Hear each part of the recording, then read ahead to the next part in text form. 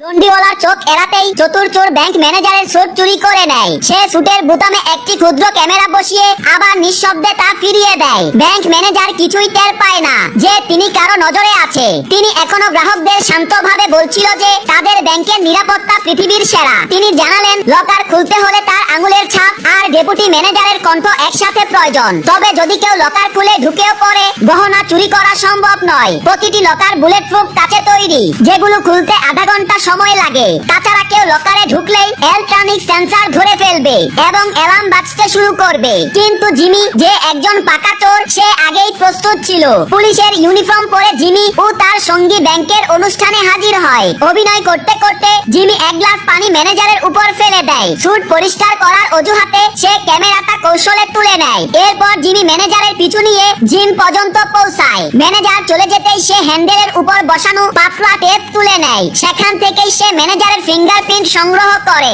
বিশেষ যন্ত্রের সাহায্যে ডেপুটি ম্যানেজারের মোবাইল হ্যাক করে তার কণ্ঠ রেকর্ড করে। এখন তাদের হাতে আঙুলের ছাপ আর কণ্ঠ দুটোই ছিল।